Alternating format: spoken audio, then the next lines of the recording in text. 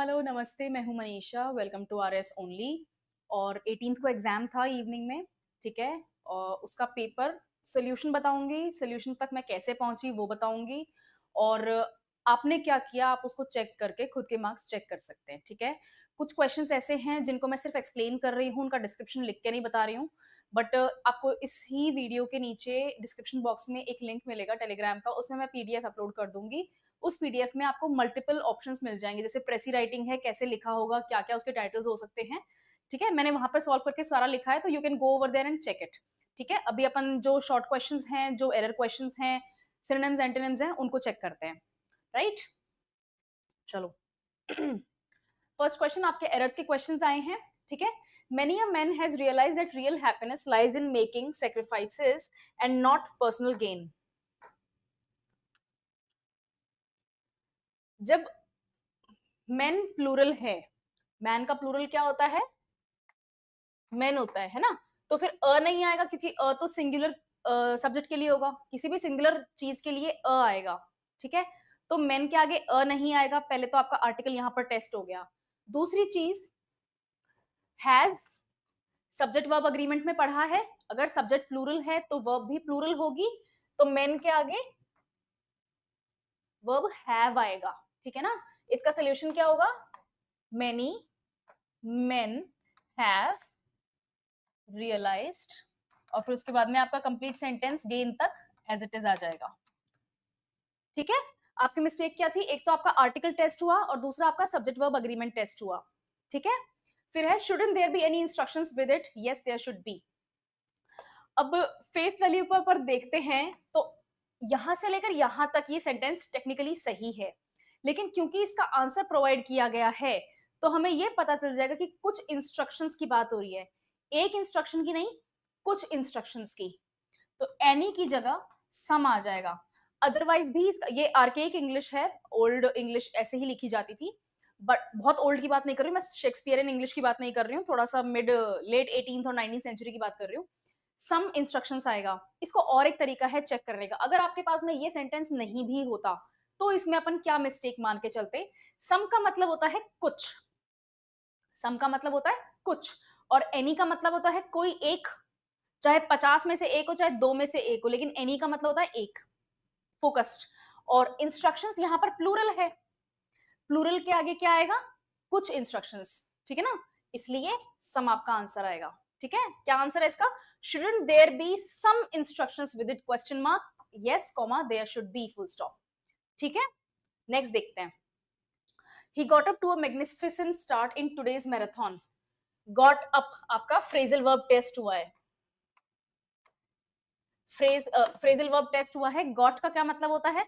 और up, got up को साथ में मतलब क्या होता है? किसी चीज को फिनिश करना, आपने अपनी नींद फिनिश कर ली तो यू गॉट अप, आप उठ गए, ठीक है ना, गॉट अप। लेकिन यहाँ पर मैराथन के स्टार्ट करने की बात हो रही है, तो आप मैराथन को फिनिश नहीं कर रहे हैं, मैराथन को स्टार्ट कर रहे हैं, ठीक है। अगर आपको फ्रेजल वर्ब का मीनिंग पता है तो ही आप ये कर पाएंगे। फ्रेजल वर्ब का मीनिंग मैंने आपको बताया था, फ्रेजल वर्ब की क्लास मैंने बहुत डिटेल में ली थी, मैंने लुक के एग्जाम्पल्स लिए थे, उसी तरह से गॉट के एग्जाम्पल्स भी हैं, ठीक है ना। गॉट क्या है? गेट का थर्ड, गेट का पास्ट फॉर्म है, right. He got up to a magnificent start in today's marathon, तो गॉट अप की जगह गॉट ऑफ होगा, ठीक है ना। गॉट ऑफ का मतलब होता है स्टार्ट करना। He got off to a magnificent start in today's marathon. Good, phrasal verb का क्वेश्चन।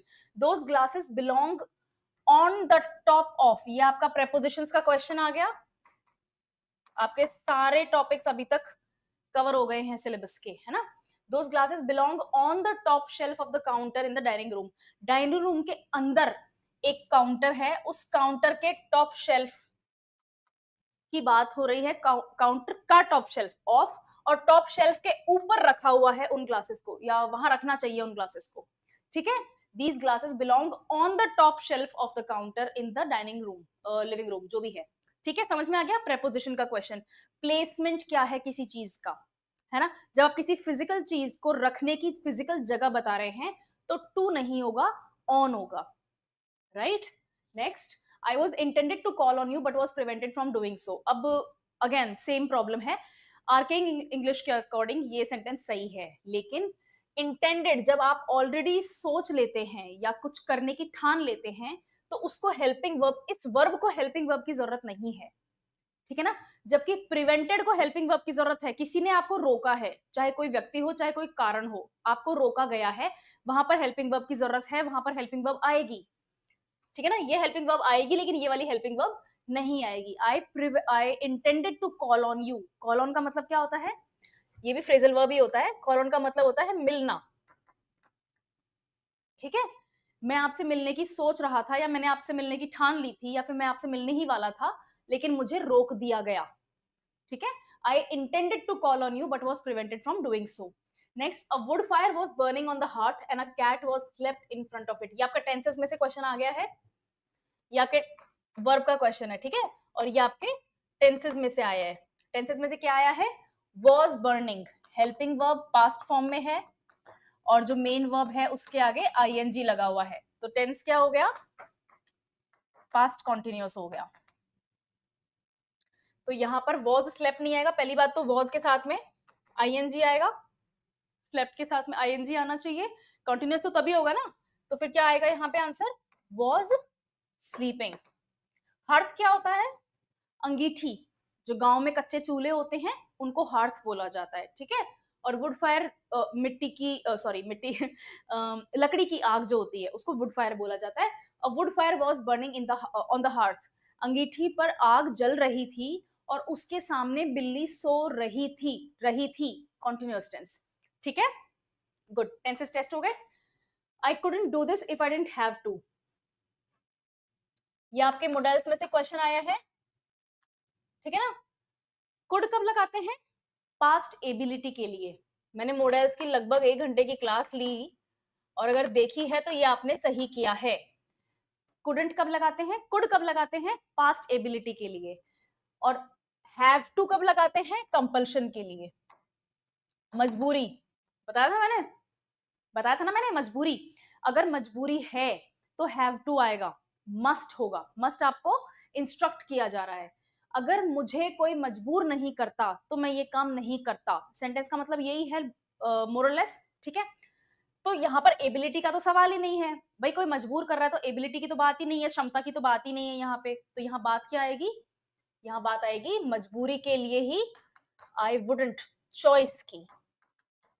अगर मुझे मजबूर नहीं करते तो मैं चुनता ये काम ना करने के लिए, तो विल का past form wouldn't do this if I didn't have to. समझ में आ गया, वुड आएगा यहाँ पे, ठीक है ना, वुडंट। ग्रेट ट्रीज वर failed bye little strokes, verb का क्वेश्चन बता दूं मैं, फेल नहीं हो, फेलन नहीं होगा, फेल्ड होगा। फॉल का पास्ट पार्टिसिपल लगाएंगे अपन, क्या लगाएंगे, फॉल का पास्ट पार्टिसिपल लगाएंगे, ठीक है। ग्रेट ट्रीज वर फेल्ड बाय लिटिल स्ट्रोक्स, छोटे छोटे क्या कहते हैं, स्ट्रोक्स को क्या कहेंगे, हमला, छोटा छोटा हमला करते हैं ना, कुछ नहीं करते हैं, उससे बड़े बड़े पेड़ गिरा दिए गए, गिरा दिए गए। पास्ट में वो काम शुरू हुआ और पास्ट में ही खत्म भी हो गया, पास्ट परफेक्ट, ठीक है। वर्ब का क्वेश्चन आपका, वर्ब टेस्ट हुआ। I saw a man go past but I had not look at him, ये आपका टेंस का क्वेश्चन है। वर्ब की फॉर्म में भी इसको डाल सकते हैं क्वेश्चन को। मैंने एक आदमी को अपने बगल से निकलते महसूस किया या देखा, यहां पर महसूस करना है, सौ का मतलब, but I had not look at him, looked आएगा, क्यों, क्योंकि पास्ट है, ये काम ऑलरेडी हो चुका है, वह व्यक्ति मेरे बगल से गुजर चुका है, ठीक है, और मैं उसको देखना मिस कर गई, मैंने उसको नहीं देखा। I saw a man go past but I had not looked at him, look का यहाँ पे ईडी आएगा, लुक प्लस ईडी, ठीक है, past form. If all goes well, would we say we meet at 6 o'clock then? In 3 words की जगह एक word लगाना है, क्यों, आर्केक इंग्लिश है, हम आजकल इस इंग्लिश को फॉलो नहीं करते हैं, ना ही ये फॉर्मल सेटअप है, ठीक है। इफ ऑल गोज वेल, यदि सब ठीक रहता है तो हम 6 बजे शाम को मिल सकते हैं, यही है सेंटेंस का मतलब। Good, if all goes well, could we meet at 6 o'clock then, या फिर can we meet at 6 o'clock then, या फिर should we meet at 6 o'clock then, या फिर shall we meet at 6 o'clock then, ये सारे सही हैं, ठीक है ना। ये आपकी पास्ट फॉर्म की एबिलिटी की बात कर रहा है, कैन आपकी एबिलिटी या फिर पॉसिबिलिटी की बात कर रहा है, शुड आपके सिचुएशनल कंपल्शन की बात कर रहा है, और शैल आपका फॉर्मल कंडीशन की बात कर रहा है। कंडीशन आएगा यहाँ पे सिचुएशनल कंडीशन, ठीक है ना, समझ में आ गया। मॉडल्स का क्वेश्चन है, आपने इन चारों में से भी कुछ एक किया है तो आपका आंसर सही है, ठीक है, good. Choose the word similar in meaning, आपके वोकैब का क्वेश्चन है, सिनोनिम पूछ रहे हैं। परफंक्ट्री, परफंक्ट्री या फिर परफंक्ट्री दोनों सही हैं प्रोनाउंसिएशंस। परफंक्ट्री का मतलब क्या होता है, परफंक्ट्री का मतलब मैं इसका बताती हूँ, इसका रूट वर्ड है पर, PER। ये लैटिन से लिया गया है, लैटिन आजकल डेड लैंग्वेज है, लैटिन से लिया गया है, और इसका मतलब होता है ऑन टॉप ऑफ। इस पर का मतलब होता है, समझ में आ गया, ऑन टॉप ऑफ, किसी चीज को ऊपर से देखना, उसको हवा हवा में अपन ने बस पढ़ लिया, जान लिया क्या है क्या नहीं है, बस इतना बहुत है, आपने उसको डिटेल नहीं दी, आपने अपना उसको सीरियस टाइम नहीं दिया, एफर्ट नहीं दिया किसी चीज में, उसके लिए परफंक्चुरी होता है। तो फिर इसका सिमिलर मीनिंग क्या हो गया, सुपरफिशियल। सुपरफिशियल का मतलब होता है किसी चीज को ऊपर ऊपर से बस चेक कर लेना, देख लेना, नजर दौड़ा लेना, अपन कहते हैं ना एक बार नजर दौड़ाना, ठीक है ना, नोट्स के ऊपर से बस मैं एक बार नजर दौड़ा दूं एग्जाम से पहले, वो सुपरफिशियल होता है। मेटिकुलस का मतलब क्या होता है, मेटिकुलस का मतलब होता है बहुत बारीकी से किसी चीज की डिटेल में घुसना, है ना, बहुत ही किसी चीज को माइन्यूटली स्टडी करना, उसको मेटिकुलस बोलते हैं। गैरलस, मुझे ये वर्ड कभी पसंद नहीं आया गैरलस, क्योंकि मुझे इसका प्रोनाउंसिएशन अच्छा नहीं लगता था, मेरे को सीखने में भी काफी टाइम लगा, मेरे को इसके फेनेटिक्स भी कभी समझ में नहीं आते थे आसानी से। गैरलस का मतलब होता है जो जिस व्यक्ति के पास में बहुत कुछ बातें होती हैं बताने के लिए, लिटरल मीनिंग है, ठीक है ना। गैरलस का मीनिंग होता है जिसके पास में बहुत सारी बातें हों, one who talks a lot, जिसके पास बहुत सारी बातें होंगी तो बहुत सारी बातें बोलेंगे, ठीक है ना। वॉल्यूबल का मतलब होता है जिसके पास बहुत सारे शब्द होते हैं, one who has a lot of words, ठीक है ना। और लैकोनिक का मतलब होता है जो कम बोलते हैं, इतना ही मतलब होता है ज्यादा नहीं होता। लैकोनिक का एक बहुत ही ब्यूटीफुल सा आपको एक वो बताती हूँ मैं, सिनोनिम बताती हूँ, रेटिसेंट। रेटिसेंट उन लोगों के लिए यूज होता है जो शर्मीले होते हैं और पब्लिक के बीच में कम बोलना पसंद करते हैं, इंट्रोवर्ट्स के लिए भी रेटिसेंट यूज हो सकता है।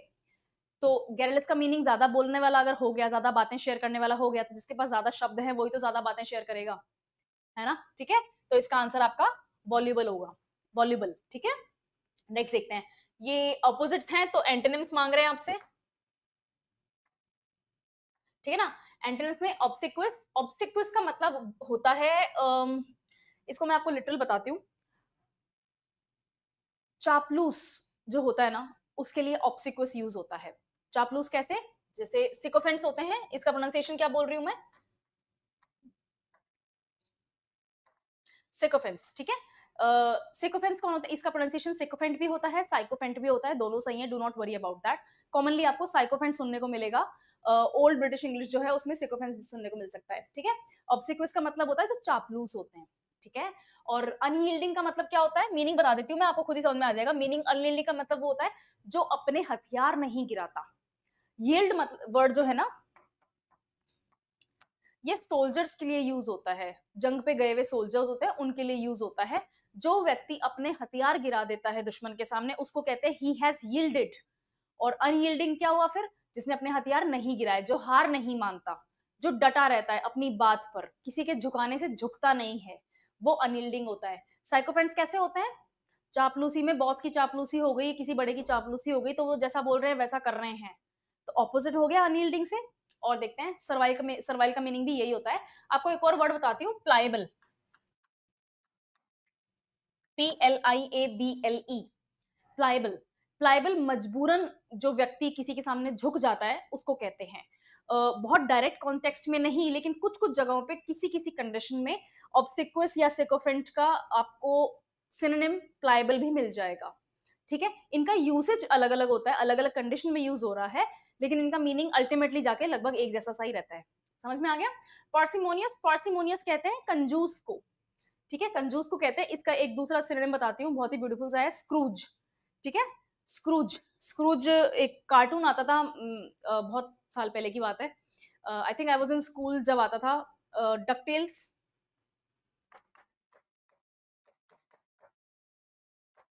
ये कार्टून आता था, अगर कभी टाइम मिले, मौका मिले ना, तो ये कार्टून जरूर देखना। इसमें है एक अंकल स्क्रूज, अंकल स्क्रूज और उनके 3 भतीजे हैं, और uncle Scrooge is very rich, लेकिन वो उन भतीजों के ऊपर कुछ खर्चा वर्चा नहीं करते हैं, जरूरतें पूरी करते हैं, ऐश नहीं करते हैं, ठीक है। तो जो स्क्रूज वर्ड है ना, uncle Scrooge,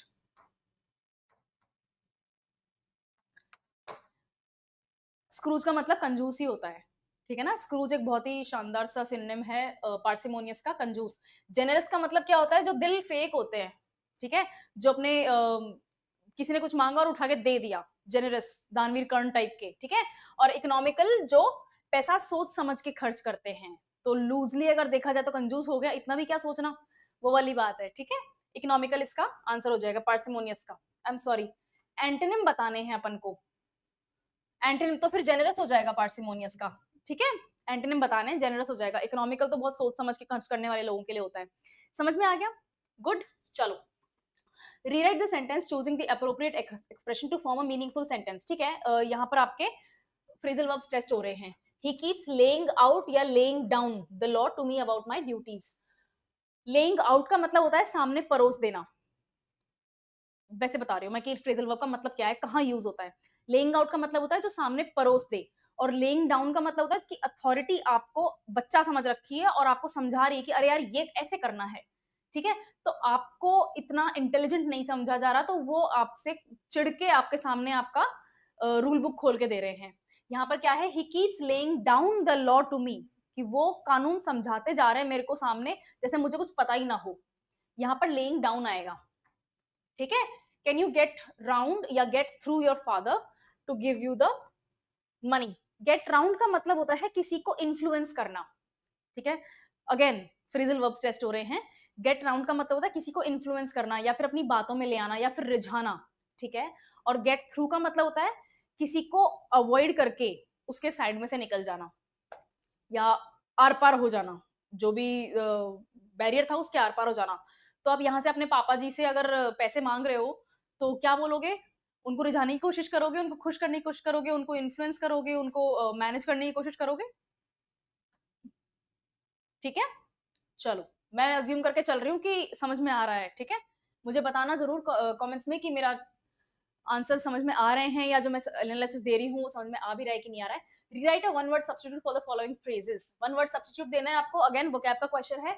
delusions of grandeur, इसका क्या बोलते हैं? ग्रैंडियर।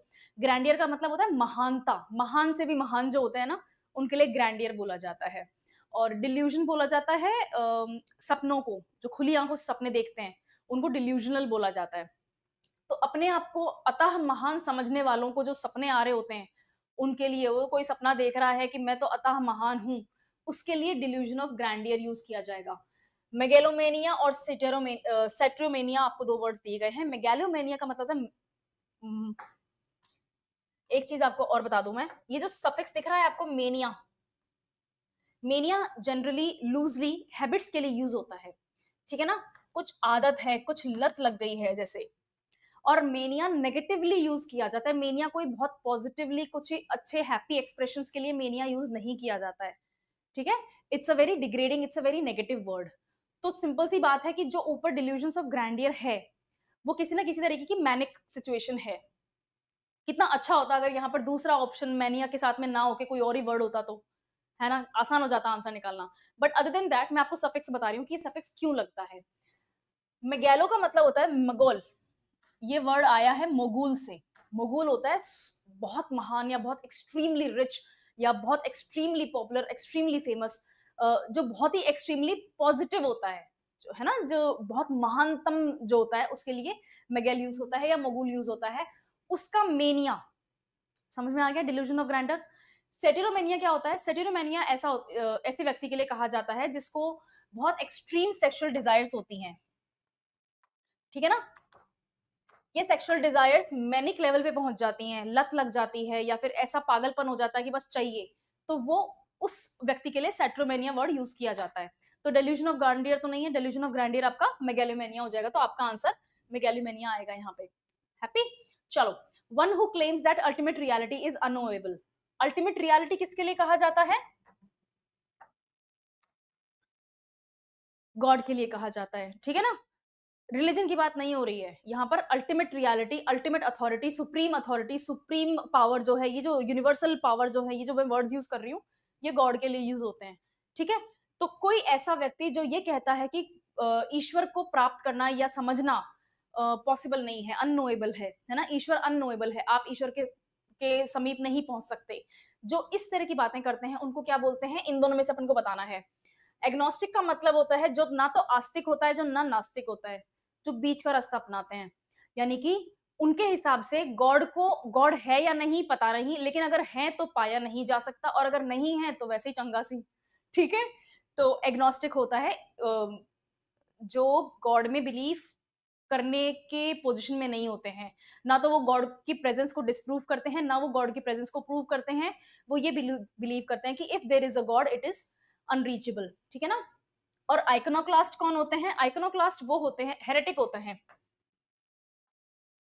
हेरेटिक्स को बोला जाता है। आइकोनोक्लास्ट वो लोग होते हैं जो ट्रेडिशंस को, कल्चर्स को, रिलीजन्स को, जो पुरानी सभ्यता है उनको खत्म कर देना चाहते हैं, उनके अकॉर्डिंग नहीं चलते, ठीक है ना, जो ट्रेडिशनल सेटअप है उनके खिलाफ जाते हैं, हेरेटिक्स होते हैं, आइकोनोक्लास्ट होते हैं। तो इसका आंसर आपका एग्नोस्टिक हो जाएगा। हमें रिलेटिव वर्ड तक पहुंचना है, एग्जैक्ट मीनिंग्स नहीं आते, ठीक है। चलो, select the correct words to make a meaningful sentence. Okay, करते हैं। दिस रेस्टोरेंट हाईली पॉपुलर या populous because of its good food is located in a popular slash populous area of Calcutta. Popular का मतलब होता है फेमस, जिसको दुनिया जानती हो, जिसको लोग जानते हो, ठीक है, पॉपुलर। और पॉपुलस का मतलब होता है जहां पर बहुत ज्यादा आबादी हो, बहुत पॉपुलेशन हो, भीड़ हो, बहुत ज्यादा क्राउड, क्या कहते हैं, कंजस्टेड एरिया होता है, ठीक है। तो रेस्टोरेंट क्या होगा? पॉपुलस नहीं होगा, रेस्टोरेंट तो पॉपुलर होगा, और वो है कहाँ पे? कैलकाटा के पॉपुलस एरियाज में। मुझे नहीं पता कि कोलकाता की ओल्ड स्पेलिंग क्यों यहाँ पर यूज करी है, थोड़ा नई स्पेलिंग होनी चाहिए थी, बट प्रॉब्लम वहां नहीं है, प्रॉब्लम इन दोनों वर्ड्स में है।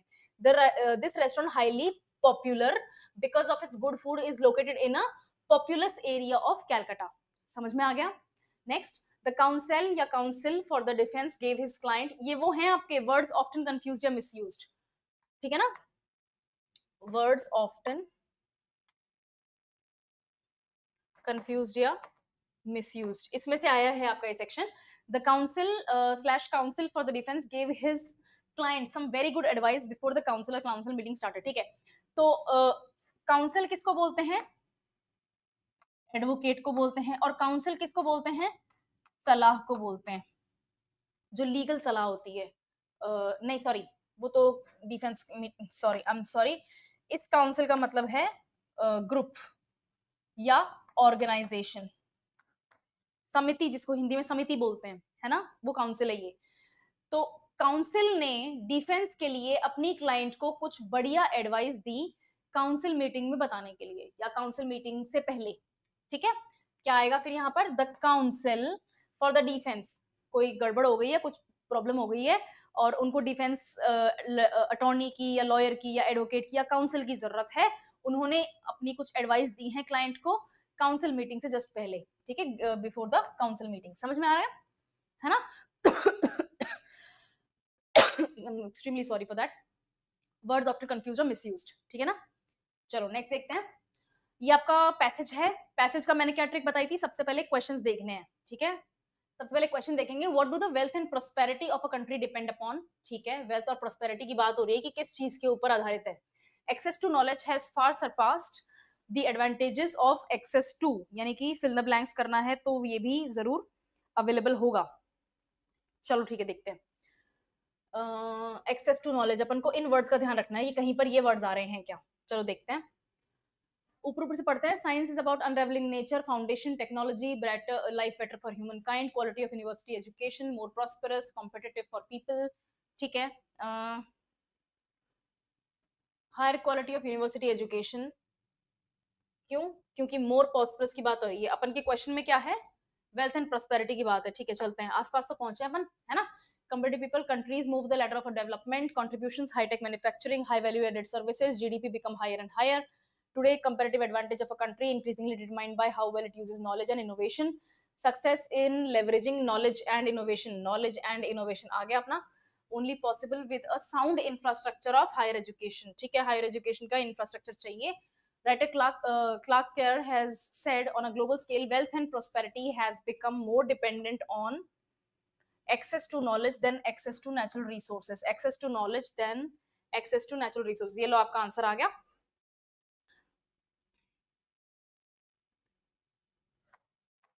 सेंटेंस पूरे लिखना एग्जाम में, मैंने कहा था पहले भी. एक्सेस टू नॉलेज, अगर आपके पास में एक्सेस टू नॉलेज है, आपके पास अगर ज्ञान है, ज्ञान का भंडार है, तो आप प्रॉस्परस भी हो सकते हैं और आपके पास में वेल्थ जनरेशन भी हो सकती है. ठीक है, मैं आपको एग्जांपल देती हूँ अफ्रीका का. अफ्रीका में बहुत रिसोर्सेज हैं और वहां पर बहुत सारे रिसोर्सेज एक्सट्रैक्ट भी करे जाते हैं, यानी कि उनके पास में नेचुरल रिसोर्सेज के लिए एक्सेस भी है. लेकिन सबसे ज्यादा रिचनेस कहाँ पर है? नॉर्दर्न यूरोप में है. वहां पर कौन से नेचुरल रिसोर्सेज हैं इस वक्त? साल में 12 महीने से तो 10 महीने तक तो बर्फ ही पड़ी रहती है स्कॉटलैंड, फिनलैंड, इन एरियाज में, है ना, नेदरलैंड्स वगैरह. तो फिर भी वो रिच और प्रॉस्परस क्यों है? वेल्थ क्यों है उनके पास में? क्योंकि उनके पास में ज्ञान है ना. तो वो वाली बात यहाँ पर है. तो अपन ने आंसर लिख लिया है ऑलरेडी, एक्सेस टू नॉलेज. अभी आपको फुल सेंटेंस लिखना है. ऐसे सिर्फ इन 2 या 3 वर्ड्स को लिखने के लिए आपको 2 वर्ड्स कोई नहीं देगा. ठीक है ना, फुल सेंटेंस लिखना है. Access to knowledge has far surpassed the advantages of access to natural resources. ये रही line, access to knowledge has far surpassed than access to natural resources. तो यहाँ पर आपका आंसर क्या आ जाएगा?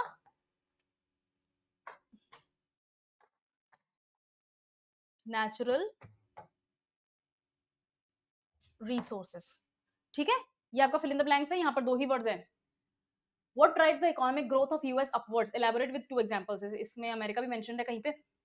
चलो, the role of education has thus become central to the development and competitiveness. ठीक है, development और competitiveness की बात हुई है, एजुकेशन की बात हो रही है. यूएसए, अच्छा आ गया. फाइनेस्ट एग्जांपल है यूएसए इसी चीज का. बिल्कुल सही बात है, यूएस में बहुत. Since it has built a vibrant educational system. क्यों किया यूएस में ऐसा? क्यों है? क्योंकि उनके पास में वाइब्रेंट एजुकेशनल सिस्टम है, which is the second largest in the world. Second largest है दुनिया का. 17 of the world's top 20 universities. 17/20 यहाँ रफ में लिख लेते हैं ताकि अगर बाद में बाई चांस कोई क्वेश्चन हो तो यहाँ पे मिल जाए अपन को. यूनिवर्सिटीज अमेरिकन है. टॉप 20, दुनिया की टॉप 20 में से 17 अमेरिका में है. एक जरूर ऑक्सफोर्ड में है जो कि यूके में है. ठीक है. Not only do US universities produce workers to drive economic growth, but they are also world-class incubators of innovation, knowledge creation. In world-class incubators of innovation and knowledge creation. मैं आपके keywords यहाँ पर highlight कर रही हूँ. मैंने आपको class में बताया था, comprehension की क्लास में, कि पूरा पैसेज पढ़ के समझने की जरूरत नहीं है. आपने क्वेश्चन पढ़ लिया और वो जो क्वेश्चन में कीवर्ड्स हैं आपको वो मिलने चाहिए. और साथ ही साथ आगे अगर आप 2-4 लाइन पढ़ भी रहे हैं तो उसके कीवर्ड्स मेंशन करते जाएं, उसको हाईलाइट करते जाएं, ताकि बाई चांस उसके नेक्स्ट कोई क्वेश्चन है वो उस कीवर्ड में से आए तो आप उसको देख सके आगे. ठीक है. American universities currently employ 70% of world's Nobel prize winners. क्या ही वैल्यू है नोबेल प्राइज विनर की? है क्या? कम से कम साइंस वगैरह में तो है, साइंस इकोनॉमिक्स उनमें तो है. नोबेल पीस प्राइज तो किसी को भी बढ़ता है. चलो, they produce about 30% of the entire world's output of articles in science and engineering. ठीक है, ये आपके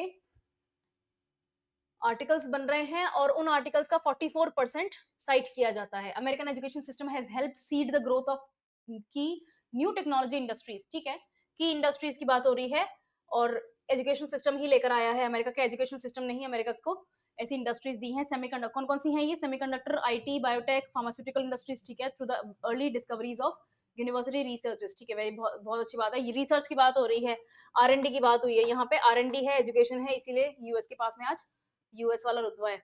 in fact the growth of Silicon Valley was initially driven by electronics and high tech companies. बिल्कुल सही बात है. Around Stanford University which accessed the university's technology expertise and skills. कहाँ से? MIT की बात हुई है. MIT कहाँ पर है? मैसेच्यूसेट्स में है. alone incubates around 200 companies every year. The result is the enhancement of prosperity and competitiveness of. बहुत बढ़िया, ये यूएस को ही एक्सप्लेन किया है. ठीक है, देखते हैं क्या बोल रहे हैं ये. What drives the economic growth of US upwards? Elaborate with 2 examples. ये 2 examples मांग रहे हैं. चलो ठीक है, एग्जाम्पल्स अपन यहाँ थे, यहाँ आए थे एग्जाम्पल्स, यहाँ आए थे एग्जाम्पल्स. कौन कौन से एग्जाम्पल हैं? 2 यूनिवर्सिटीज के एग्जाम्पल हैं. इन्होंने 2 एग्जाम्पल्स बताए हैं, ये रहे. एक तो सिलिकॉन वैली का एग्जाम्पल है. सिलिकॉन वैली वाला, सिलिकॉन वैली में आईटी आई थी और इलेक्ट्रॉनिक्स आए थे, है ना, और उनके अंदर रिसर्च हुआ था, R&D की बात हुई है, मैंने लिखा है यहाँ पे, है ना, रिसर्च की बात हुई है। और दूसरा एग्जाम्पल इनके पास में क्या है, स्टैनफोर्ड यूनिवर्सिटी है, स्टैनफोर्ड एंड MIT, ये दोनों यूनिवर्सिटीज हैं, ये रहे आपके एग्जाम्पल्स, यही लिख रहे हैं आपको यहाँ पे कि ठीक है, इकोनॉमिक ग्रोथ ऑफ यूएस ऊपर क्यों गई, यूएस की इकोनॉमिक ग्रोथ ऊपर क्यों गई, क्योंकि उन्होंने रिसर्च डेवलपमेंट में बहुत ज्यादा इन्वेस्ट किया। स्ट्रॉन्ग एजुकेशन सिस्टम, इनोवेशन सारा आ जाएगा, यहाँ पर भी आएगा, ये भी आएगा, रुको रुको रुको, यूएस गया क्यों ऊपर, ये रहा, वाइब्रेंट एजुकेशनल सिस्टम, ठीक है, यहाँ लिखते हैं। एक तो इनके पास में एक वाइब्रेंट एजुकेशनल सिस्टम था, है ना, और साथ में क्या था, उन्होंने investment in research and innovation, ठीक है, ये हुए। और आपके दो एग्जांपल्स कौन से आएंगे, सिलिकॉन वैली आ जाएगा, सिलिकॉन वैली वाला एग्जांपल यहाँ लिखना है अपन को, एक अपन स्टैनफोर्ड वाला एग्जांपल ले सकते हैं, और एक अपन मैसाचुसेट्स यूनिवर्सिटी का भी एग्जांपल ले सकते हैं। तो 3 एग्जांपल्स दिए हुए हैं, इनमें से कोई से भी 2 आपको पिक करने हैं और यहाँ लिखना है। और ये आपके अमेरिका में डिफरेंट है कुछ दुनिया से, इसलिए अमेरिका अमेरिका है, ये आपको मेंशन करना है, ठीक है। How does the author gauge the vibrancy of the education system in the US, author को कैसे पता चला कि यूएस का क्या कहते हैं एजुकेशन सिस्टम बहुत वाइब्रेंट है, क्योंकि ऑथर ने एग्जांपल दिए ना यहाँ पे, ये रहे वाइब्रेंट एजुकेशन सिस्टम, मैंने मेंशन किया यहाँ पे 17 में से 20 में से टॉप जो 17 यूनिवर्सिटीज है वो यहाँ लिखनी है अपन को, 17 फ्रॉम 20 टॉप यूनिवर्सिटीज यूएस में हैं। और क्या एग्जांपल्स थे, 70% नोबेल पीस विनर्स जो हैं, 70% Nobel prize winners, sorry not peace winners, 70% Nobel prize winners America से आते हैं, ठीक है। 30% आर्टिकल्स लिखे जाते हैं, उनमें से 44% आर्टिकल्स को साइट किया जाता है।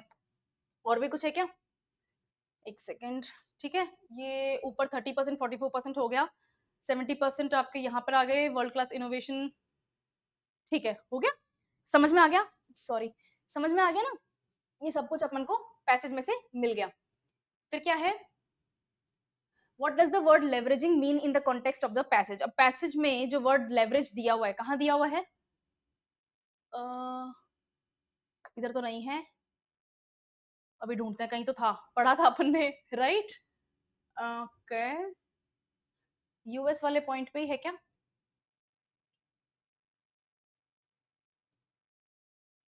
ये रहा, ठीक, इसको हाईलाइट करते हैं, दूसरा कलर लगाते हैं अपन कुछ आज, येलो नहीं ग्रीन, ओके ग्रीन से देखते हैं, ये रहा लेवरेज, ठीक है, लेवरेज आ गया।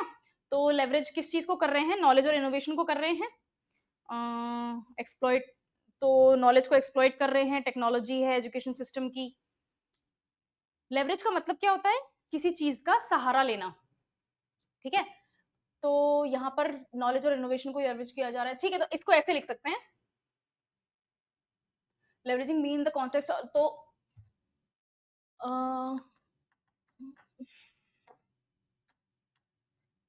एक्सप्लॉइट टेक हो गया,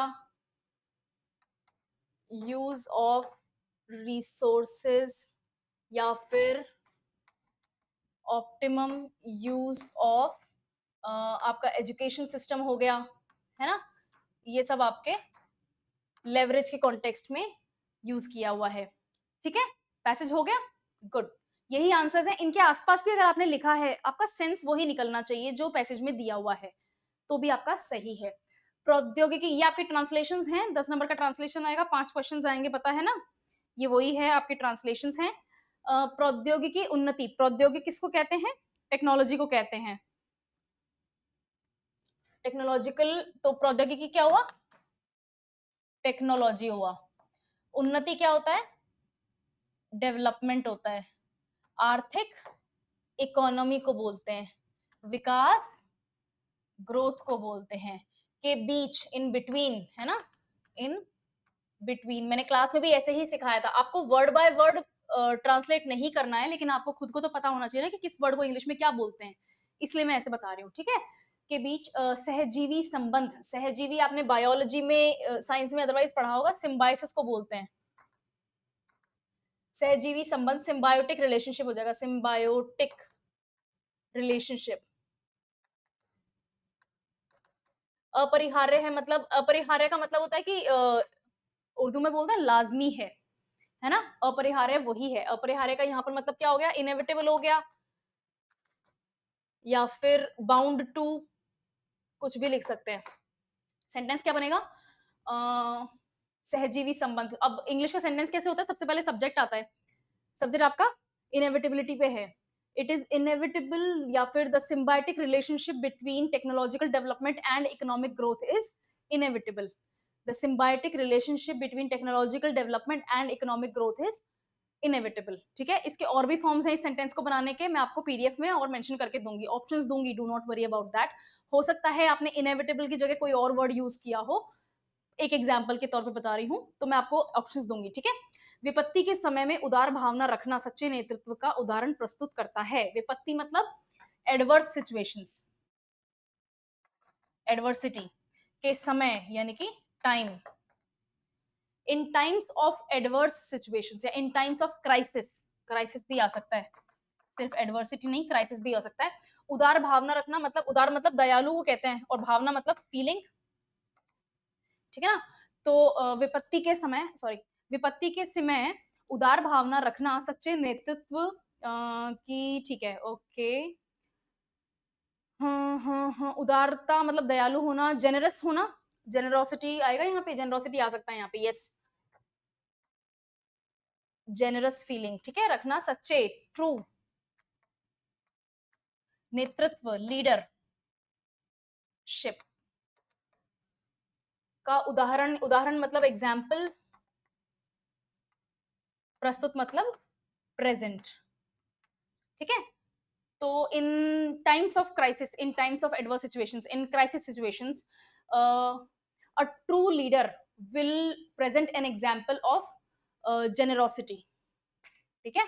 ग्रामेटिकली मैं करेक्ट बता रही हूँ आपको, आपके सेंटेंस का स्ट्रक्चर डिफरेंट हो सकता है आपने इसको क्या कहते हैं, एक्सक्लेमेटरी सेंटेंस बनाया हो। मैं आपको ऑप्शंस दूंगी, डोंट वरी अबाउट दैट। यहाँ पर अगर, यहाँ पर आप सिर्फ ये समझ लो कि इसको सॉल्व कैसे करना है, ठीक है। अगर आपने ये वर्ड्स या इसके आसपास आपने यूज किए हैं तो बहुत ही बढ़िया।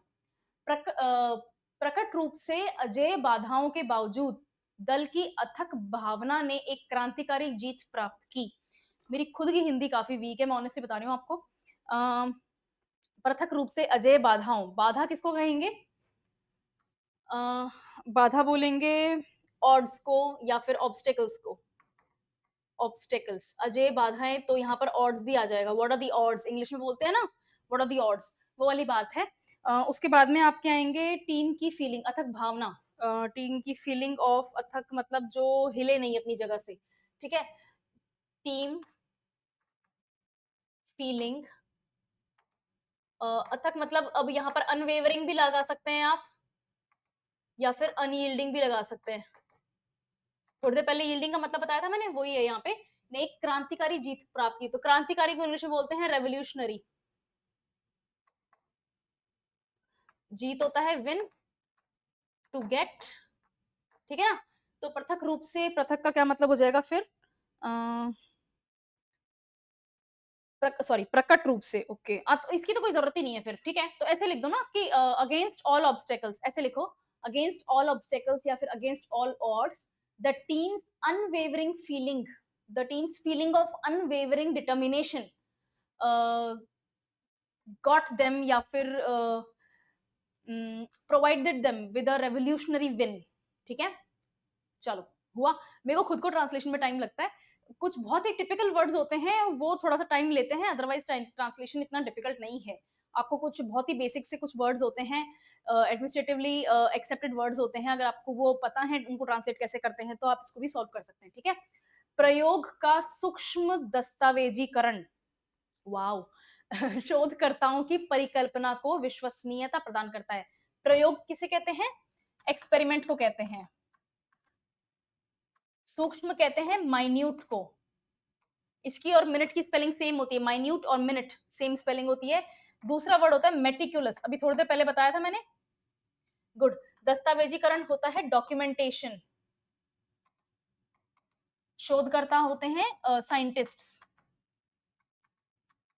परिकल्पना होती है हाइपोथेसिस, विश्वसनीयता होता है विश्वास करना, क्रेडिबिलिटी प्रदान करता है, तो ठीक है, टू गिव। ओके, अब इसको लेबल करते हैं इंग्लिश में। प्रयोग का सूक्ष्म दस्तावेजीकरण आपने लिख दिया यहाँ पे। इसके बाद में आएगा डिटेल्ड या मेटिकुलस, डिटेल भी लिख सकते हैं इसको, क्योंकि डॉक्यूमेंट्स में जो साइंटिस्ट होते हैं वो काफी डिटेल में अपनी चीजों को एक्सप्लेन करते हैं, ठीक है ना। इसको डिटेल्ड भी लिख सकते हैं।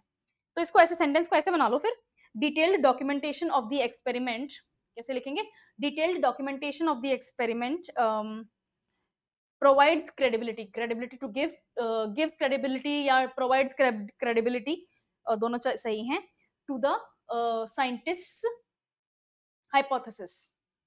हाँ हाँ ठीक है, एक्सपेरिमेंट्स, ठीक है, सही है, समझ में आ गया। मैं दूंगी आंसर, ठीक है, डोंट वरी, मैं दूंगी आंसर।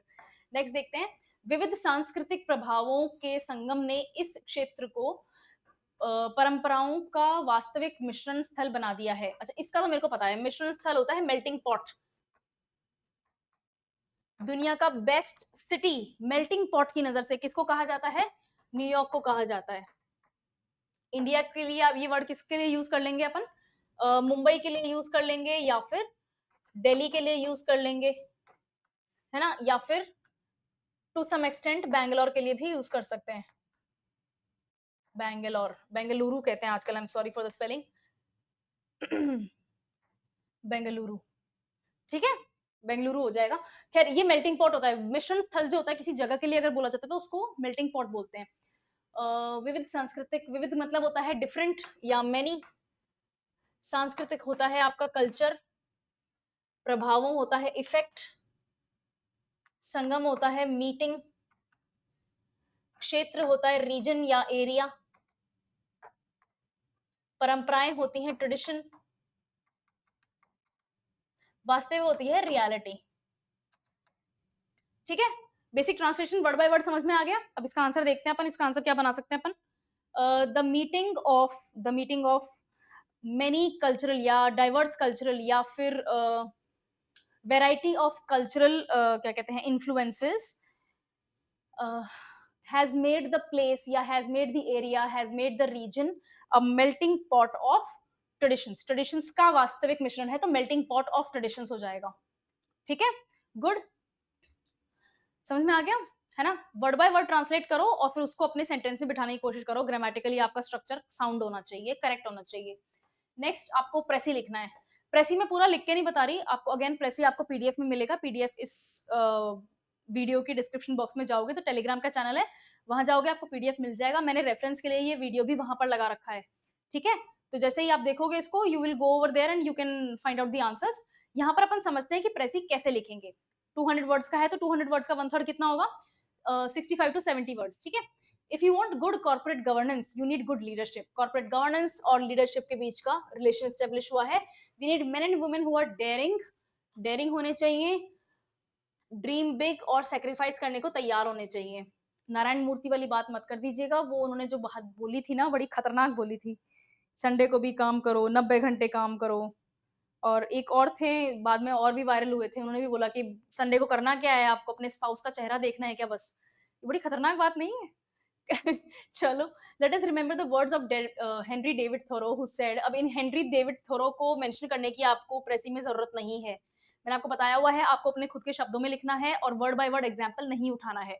पर इन्होंने जो बात बोली है अपन उसको समराइज करके देख सकते हैं। It is truly enough said that a corporation has no conscience.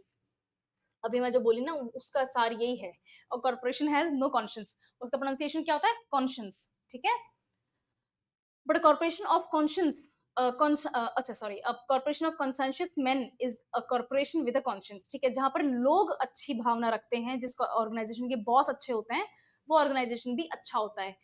Simple शब्दों में अगर समझे तो We need business leaders with integrity. We need leaders with integrity.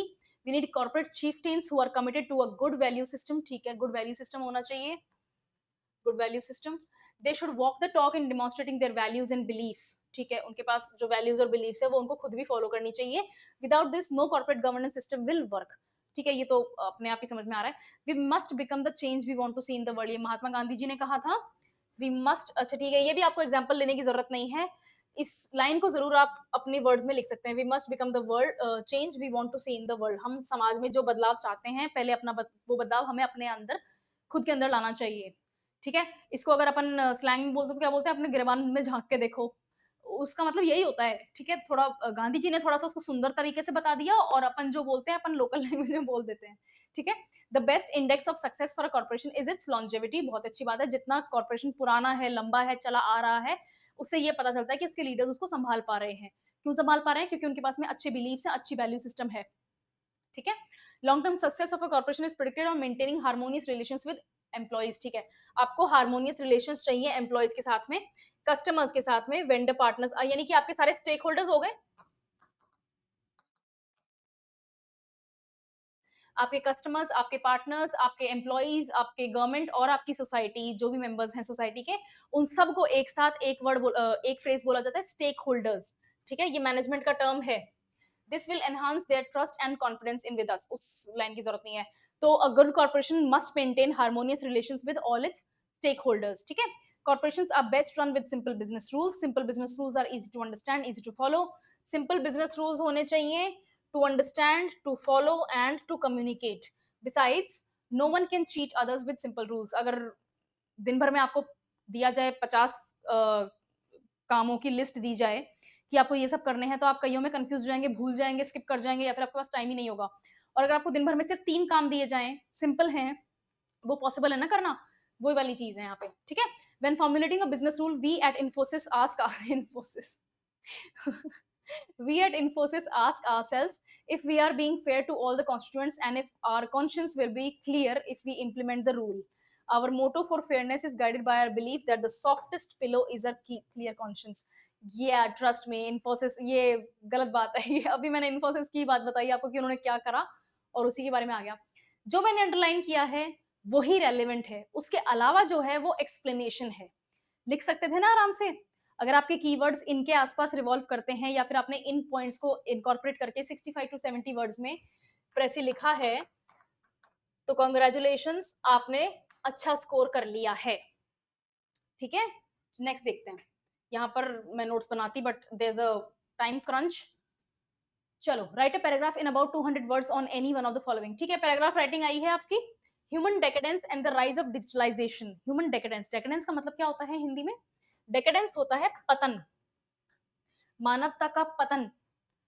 कुछ भी चाहिए, कुछ भी टॉपिक समझना है, कुछ भी आपको रेफरेंस देखनी है, कुछ भी आपको किसी को समझाने के लिए कोई पॉइंट आपको सिंपल लैंग्वेज में चाहिए, तो लाइब्रेरी जाके या फिर अपनी बुक्स के कलेक्शन में या अपने नोट्स में देखने की बजाय फोन निकाला, चैट जीपीटी निकाला, tell me how to teach this to a 5-year-old son, to my 5-year-old son, और फिर उसमें आप उसको पढ़ के और एज इट इज बता देंगे. आपको खुद को एफर्ट नहीं लगाना पड़ा.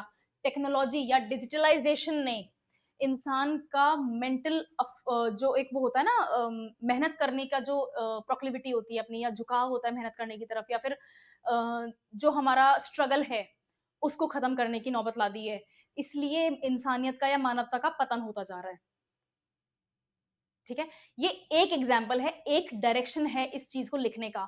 अगर आप इसको दूसरे डायरेक्शन में, जैसे क्रिमिनलिटी के डायरेक्शन में ले जाना चाहते हैं, जैसे डार्क वेब है, उसके ऊपर कितनी क्रिमिनलिटी भी अवेलेबल है, डिजिटलाइजेशन की ही कैटेगरी में आएगा वो. तो अगर आपने गलत रास्ता पकड़ लिया डिजिटलाइजेशन का, हैकिंग वगैरह करने लग गए, और एथिकल हैकिंग नहीं है, गलत काम कर रहे हो, ठीक है ना, वो कॉल पे आपका जो स्कैमर्स होते हैं वो वाले काम में लग गए हो, वो भी डिजिटलाइजेशन ही है, लेकिन वो ह्यूमन डिकेडेंस की कैटेगरी में आएगा. तो डिपेंड करता है आपने कौन सा एग्जाम्पल लिया, कौन सा डायरेक्शन लिया. लिखना आपको कैसे है मैंने बता दिया. ठीक है, सबसे पहले तो आपको एक्सप्लेन करना है कि इसका मतलब क्या है, और लास्ट में उसके साथ में अग्री करना है. Safeguarding traditions, integrating diversity. मैं अगर होती तो मैं इसके ऊपर लिखती. ठीक है, आपको अपनी सभ्यता या फिर आपको अपने जो परंपराएं हैं उनको बचाना है, सेफ गार्डिंग ट्रेडिशंस. लेकिन आपको जो डाइवर्सिटी है, क्योंकि लोग बहुत ट्रैवल कर रहे हैं, कहीं पे कोई जॉब अवेलेबल है, कहीं पे कोई एजुकेशन का क्या कहते हैं फैसिलिटी अवेलेबल है, कहीं पर नेचुरल रिसोर्सेज अलग तरीके के अवेलेबल है जिनमें आपकी रुचि हो सकती है, पढ़ने की हो गई, आर्कियोलॉजिस्ट हो गए, ठीक है? बहुत सारे लोगों को बहुत जगहों पे ट्रैवल करना पड़ रहा है, यानी कि हर जगह डाइवर्स होती जा रही है, डाइवर्सिटी से भरी जा रही है। लेकिन डाइवर्सिटी होगी तो मेल्टिंग पॉट होगा, सब अपना-अपना कुछ ना कुछ लेकर आएँगे और फिर अंत में जाके वो कुछ भी नहीं होगा, वो फिर सब मिक्स हो जाएगा, ठीक है ना? तो आपकी अपनी ट्रेडिशनल की जो आइडेंटिटी है, वो खत्म हो जाएगी। तो डाइवर्सिटी के ज़माने में, डाइवर्सिटी को एक्सेप्ट करने के ज़माने में आप अपने ट्रेडिशंस को कैसे सेफगार्ड करते हैं? आपको उसके बारे में यहाँ लिखना है। थर्ड क्या है? The Uni factor, the apocalypse of selfhood. ठीक है, यूएनआई फैक्टर जो है, ये इंडिविजुअलिटी के ऊपर है। इंडियन कल्चर क्या है? ग्रुप सपोर्ट के बारे में है। वो हमें पसंद हो ना हो उससे मतलब नहीं है, ठीक है? सोशल सपोर्ट की बात होती है। यहाँ पर पूरा समाज एक साथ किसी के लिए एक डिसीजन लेता है, ठीक है? यूएनआई फैक्टर वाली जो चीज़ है, इंडिविजुअलिटी जो है वो वेस्टर्न कंट्रीज़ से आई है। मैं, मेरा, मुझसे, ठीक है? मैं, मेरा, मुझसे, मेरे लिए, ये सब जो है ये आपका इंडिविजुअलिटी को बताता है। तो सेल्फहुड जो है, एपोकैलिप्स किसको कहते हैं? एपोकैलिप्स कहते हैं दुनिया का नाश होना, ठीक है?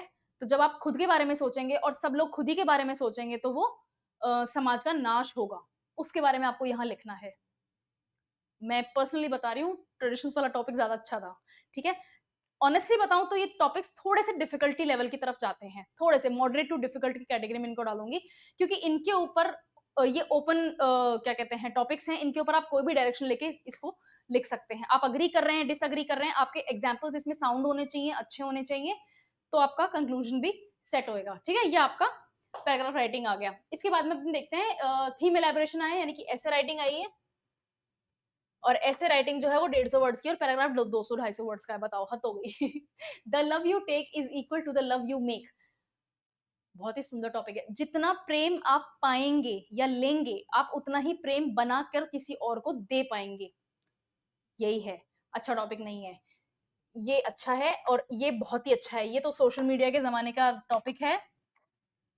लोग अपनी फोटो डालते हैं इंस्टाग्राम के ऊपर या एक्स के ऊपर या कहीं पे भी जहाँ पे भी, और इतना एडिट कर देते हैं कि फिर वो उनकी शक्ल उनकी रहती ही नहीं है, फिर वो कोई दूसरा ही इंसान हो जाता है, ठीक है? तो आपका जो जीवन है वो फिल्टर के ऊपर शुरू होता है, फिल्टर के ऊपर ही खत्म हो जाता है। उस बारे में लिखना है। मैं पर्सनली इसी टॉपिक को चूज करती और इसको मैं थोड़ा सा फनी टेक यूज करती। आप पर्सनल एनेक्डोट्स ला सकते हैं। कार्डेशियन फैमिली जानते हैं आप? है ना? इन्होंने इतना बोटॉक्स और इतना अपने ऊपर प्लास्टिक सर्जरी कराई हुई है और उसके बावजूद जब ये कोई फ़ोटो वीडियो डालते हैं ऑनलाइन अपनी, तो वो भी फ़िल्टर करे हुए डालते हैं। तो फिर फ़ायदा क्या हुआ इतनी सर्जरीज़ कराने का, ठीक है? तो वो बेस्ट एग्ज़ाम्पल है कि उनकी लाइफ़ इसी चीज़ से शुरू हुई और इसी चीज़ पे चल रही है। पता नहीं इसी चीज़ पे खत्म हो जाएगी।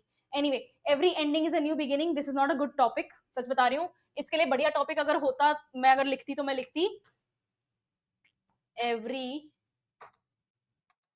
बिगिनिंग हैज़ एन एंडिंग, या everything that starts one day ends, ठीक है? पर ठीक है, कोई बात नहीं, ये टॉपिक आया है, बहुत ही अच्छी बात है। आप एक नॉवल खत्म करेंगे तभी तो आप दूसरा नॉवल पढ़ना शुरू करेंगे, ठीक है? बहुत ही लाइट सा एग्जांपल दिया है मैंने, पर समझ में आ गया आपको क्या डायरेक्शन लेना है। फर्स्ट वाली चीज समझ में आ गई। ये आपका वही होता है, आप एनर्जी की बात हो रही है ना, अगर आप नेगेटिविटी पाएंगे तो आप नेगेटिविटी ही देंगे, अगर आपके साथ में कुछ अच्छा होगा तो आपका मूड अच्छा रहेगा तो आप किसी और के साथ भी अच्छा ही करेंगे, ठीक है? तो लाइफ इज अ साइकिल, उस तरीके से इस टॉपिक को अपन को हैंडल करना है, ठीक है? बताना जरूर मुझे किसने कौन से टॉपिक के ऊपर लिखा, अगर जो वीडियो देख रहे हैं मुझे बताना जरूर कि इसमें कौन सा टॉपिक यू चूज किया, क्योंकि फिर मुझे पता चल जाएगा कि स्टूडेंट्स का किस टाइप का एक वो है झुकाव किस तरह के टॉपिक्स के ऊपर है, ठीक है? चलो, आई थिंक ओवर हो गया है। नहीं, लेटर राइटिंग आई है और रिपोर्ट राइटिंग, ये ऑप्शन में है। लेटर ज्यादा इजी है लिखना रिपोर्ट की बजाय, मैं बता देती हूँ क्यों। Write a letter to the transport department highlighting the traffic snarls and lack of smooth transition within the city, proposing possible solutions। बहुत ही ब्रिलियंट टॉपिक है, मैं बताती हूँ कैसे। आपको स्ट्रक्चर याद है लेटर का? ठीक है, मैं बताती हूँ। सबसे पहले ये आपका पेज का स्टार्ट होने का तरीका है। सॉरी, आई एम सॉरी, ठीक है? ये आपका पेज के स्टार्ट होने का तरीका है। तो यहाँ पर आप सबसे पहले क्या लिखेंगे? सेंडर का एड्रेस लिखेंगे। 2 लाइन में आपका एड्रेस आ जाएगा। पिन कोड से आप अपना एड्रेस को खत्म कर देंगे। पिन कोड कोई भी क्रिएटिव पिन कोड हो सकता है, कोशिश करना कि राजस्थान का हो, 302010, 302087, जो भी है, ठीक है? उसके बाद में आप लिखेंगे यहाँ पर डेट, एक लाइन छोड़ के डेट लिखनी है। डेट क्या लिखनी थी एग्जाम वाले दिन की? 18 जून, ठीक है।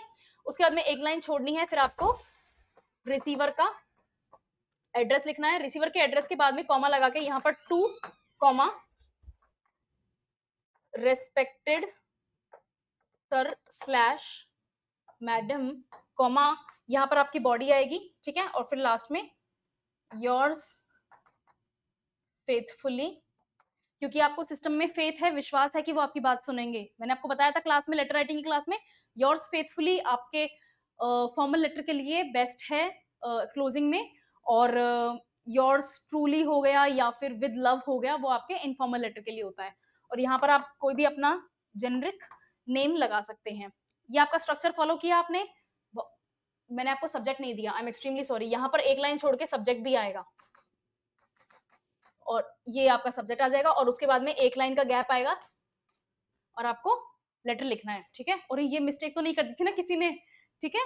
सब्जेक्ट लिखना है, देखते हैं क्या है सब्जेक्ट। क्या लिखेंगे आप?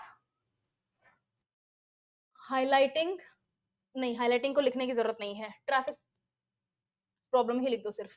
Traffic snarls and lack of smooth transition in the city, with in की बजाय इन द सिटी कर दो। स्नॉल्स का क्या मतलब होता है? इसका इस वर्ड को कैसे बोलते हैं? स्नॉल्स, आर साइलेंट होता है या फिर आर फ्लोइंग आर र, स्नॉल्स, ठीक है, स्नॉल्स। इसका क्या मतलब होता है? शोर शराबा, है ना, चैंचू होती है ट्रैफिक की, उसके बारे में बात हो रही है। तो अब इसकी बॉडी कैसे स्टार्ट करेंगे? I am writing this letter today to inform you that, ठीक है, 150 वर्ड्स तक जाना है, ठीक है। ऐसे आसानी से नहीं लिखे जाते, 150 वर्ड्स, टाइम लगता है, मेहनत लगती है। दैट, और फिर उसके बाद में आप इस प्रॉब्लम को एक्सप्लेन करेंगे, आप कौन से एरिया में रहते हैं, कितना ट्रैफिक है, किस किस टाइम पीरियड में, जैसे सुबह का रश आवर होता है 8 से 10 बजे का, शाम का होता है 6 से 8 बजे का। उस रश आवर में बहुत ज्यादा ट्रैफिक कंजेशन होता है, कभी कभी एक्सीडेंट्स भी देखने को मिलते हैं, घंटों घंटों कभी कभी जाम लग जाता है, ठीक है ना, ट्रैफिक जाम हो जाता है, ट्रैफिक जाम हो जाता है, वो सब आपको मेंशन करना है। ये आपकी एक्सप्लेन, आपने एक पैराग्राफ में प्रॉब्लम एक्सप्लेन कर दी। अब आप दूसरे पैराग्राफ में लिखेंगे कि इस प्रॉब्लम से आपको निजात कैसे मिले, कैसे मिलेगी। या तो आप वहां पर एक पुलिस क्या कहते हैं, पेट्रोल कार इस्टेब्लिश करवा दीजिए, सर मैडम जो भी हैं, ठीक है। आपको हाँ पॉसिबल सोल्यूशंस भी तो देने हैं ना आपको, 2 सोल्यूशन मोर देन इनफ है, एक सोल्यूशन से काम नहीं चलेगा, क्योंकि प्लूरल लिखा हुआ है, सोल्यूशंस प्लूरल है, तो 2 तो देने ही देने हैं। एक तो ये कि आप वहां पर एक पेट्रोल कार इस्टेब्लिश करवा दीजिए, या फिर दूसरा सोल्यूशन वहां पर एक जो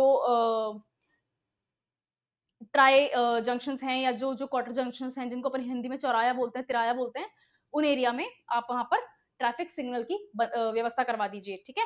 तो इन दोनों से क्या होगा? इन दोनों से ट्रैफिक का मूवमेंट जो होगा वो स्मूथ हो पाएगा।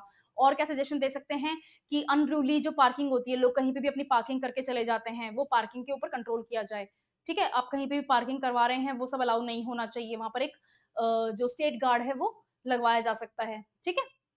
चालान वगैरह काटो लोगों का जो पार्किंग वगैरह ना हो, ठीक है। और उसको एंड कैसे करेंगे? Hoping that this letter will bring positive response to the residents of, जैसे मालवीय नगर है, ऑफ मालवीय नगर, ठीक है, समझ में आ गया। तो उससे क्या होगा, उससे क्या स्टेब्लिश होगा? एक तो आपकी वर्ड लिमिट पहुंच गई, आपने सोल्यूशंस दे दिए, और आपके लेटर में फॉर्मल टोन होनी चाहिए, ठीक है ना, please do this, we are done with this kind of traffic, ये सब लैंग्वेज आपको नहीं लिखनी है, प्रेम पूर्वक लिखना है, ठीक है। रिपोर्ट, रिपोर्ट रिपोर्ट मैं नहीं बता रही, मैंने रिपोर्ट बहुत अच्छी तरीके से 3 ऑप्शंस में आपको रिपोर्ट लिख के दी है। इस रिपोर्ट में आपको क्राइम ब्रांच के द्वारा किया जाने वाला साइबर सिक्योरिटी का जो एक वो है जवाब है, वो लिखना है। विधानसभा में किसी एमएलए ने सवाल पूछा, उसका जवाब आपको रिपोर्ट के फॉर्म में देना है। सवाल क्या था कि क्राइम ब्रांच साइबर सिक्योरिटी को कैसे एनहांस कर रहे हैं, ठीक है, उसकी आपको रिपोर्ट बनानी है। अब इसमें आपको ये एक्सप्लेन करना है कि साइबर सिक्योरिटी में कौन कौन सी चीजें इन्वॉल्व होती हैं, ठीक है। अगर आपको लीगल रूल्स पता हैं उनको मेंशन कर सकते हैं, नहीं पता है कोई बात नहीं, आप हिंट दे दें, even the law says that, इस तरह की हिंट दे दें। आप डेट लिखें, आप ये जरूर मेंशन करें कि क्राइम ब्रांच की जो रिस्पॉन्सिबिलिटी है ना, क्राइम ब्रांच की रिस्पॉन्सिबिलिटी जो है वो आज के टेक वर्ल्ड में या टेक के टाइम में बहुत ज्यादा बढ़ गई है। क्यों? Because of the cyber crimes या फिर ऑनलाइन स्कैम्स, ये सब जो है आप आंसर में लिख सकते हैं। कौन सा आंसर? जो विधानसभा का आंसर आपको लिख के देना है रिपोर्ट के फॉर्म में, ठीक है, समझ में आ गया। इसकी हेडिंग क्या होगी? Crime branch to enhance cyber security, इतनी हेडिंग बहुत है, ठीक है, बहुत ही जेनरिक हेडिंग है, बहुत ही इजी है, समझ में आ गया। चलो एंड करें। हैप्पी? क्वेश्चन पेपर समझ में आया? क्वेश्चन पेपर मेरे हिसाब से जो पार्ट ए था आई थिंक वो फिर भी ईजी था, इवन ट्रांसलेशंस भी बहुत डिफिकल्ट, बहुत कॉम्प्लेक्स नहीं आए थे। जहाँ तक मेरा मानना है, आपके रिपोर्ट राइटिंग अगर आपने ऑप्शन में लिया है तो वो, और आपके ऐसे यानी कि थीम वाला जो क्वेश्चन था वो, और आपका पैराग्राफ राइटिंग, ये मैं मानती हूँ कि थोड़ा सा मॉडरेट टू डिफिकल्ट था, ठीक है ना, क्योंकि बहुत ही जेनरिक टॉपिक्स आए थे। इनमें से कोई सा भी टॉपिक करंट अफेयर्स बेस्ड नहीं था, डायरेक्टली तो नहीं ही था, ठीक है। तो अगर करंट अफेयर्स बेस्ड नहीं होता है तो आपका जो नॉलेज का जो पूल होता है, क्योंकि बाकी के सब्जेक्ट्स करंट अफेयर्स बेस्ड होते हैं ज्यादातर, ठीक है, तो नॉलेज पूल होता है वो थोड़ा सा श्रिंक हो जाता है। बट इवन देन टॉपिक्स ऐसे थे जिनके बारे में अपन रोजमर्रा में बात करते हैं, तो लिखा जाना पॉसिबल है, ठीक है। बताना मुझे किसने कैसा किया, ठीक है। चलो अगली क्लास में मिलते हैं।